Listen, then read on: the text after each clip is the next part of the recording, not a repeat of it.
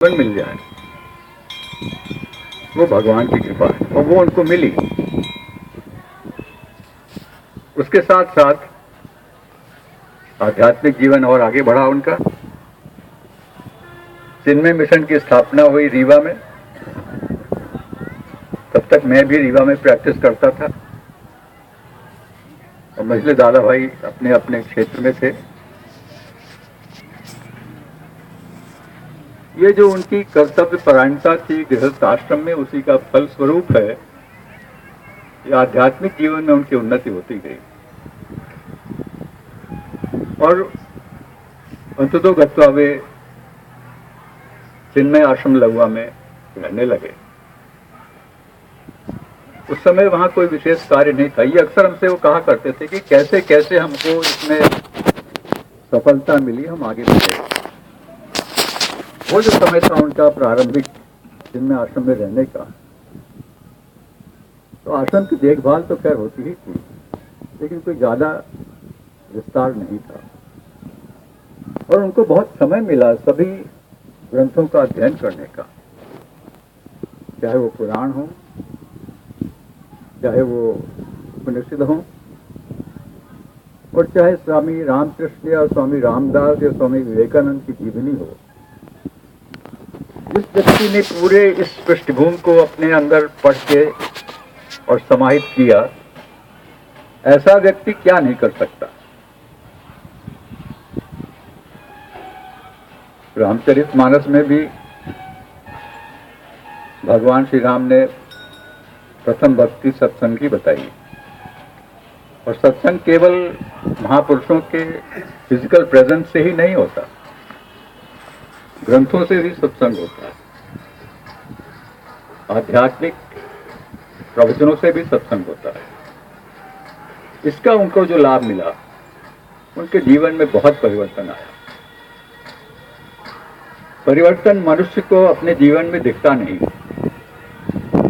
लेकिन उस व्यक्ति का परिवर्तन उसके आसपास के लोगों में दिखता है और वो उसको देख पाते हैं कि कहां से कहां ये व्यक्ति चला गया। और जब ऐसा होता है तो व्यक्ति की साधना और बढ़ती है, मन शांत होता है। किसी साधना में मन को शांत करना ही प्रत्येक स्पिरिचुअल प्रैक्टिस का मुख्य उद्देश्य है। तो जब मन शांत हुआ और उनकी साधना भी और अच्छी हुई, तो क्रमशः होते होते एक ऐसा समय आया जब उनको संन्यास दीक्षा भी मिली। और वो संन्यास दीक्षा के बाद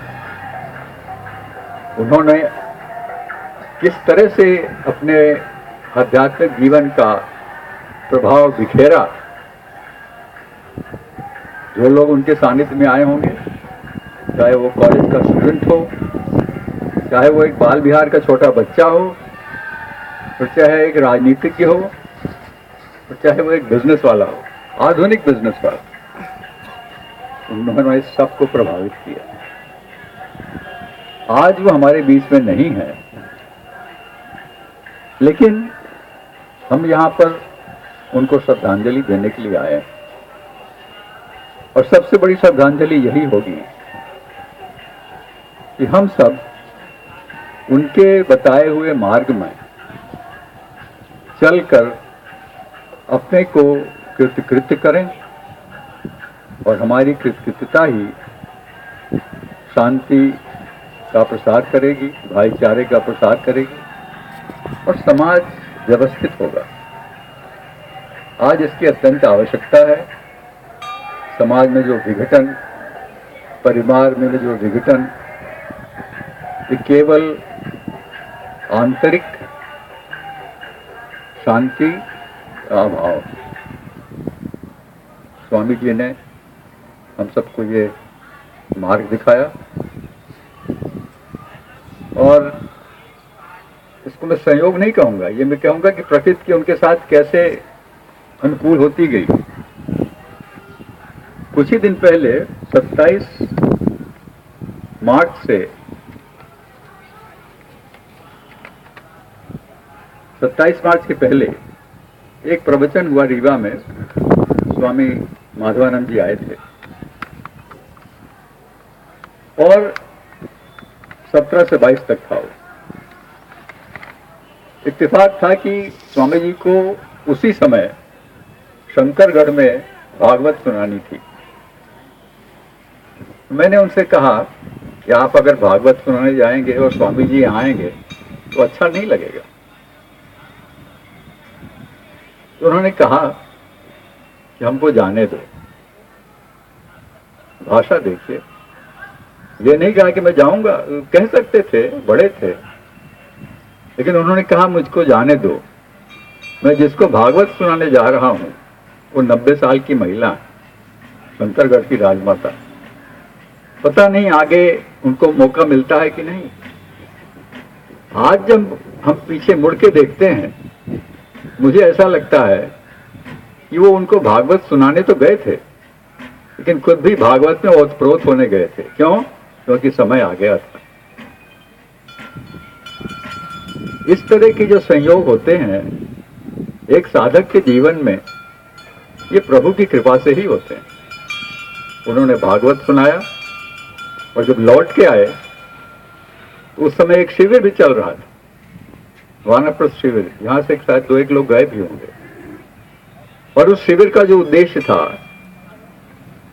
तो वानप्रस्थ जीवन को आध्यात्मिक दृष्टि से सुखमय बनाने का था, भौतिक दृष्टि से नहीं।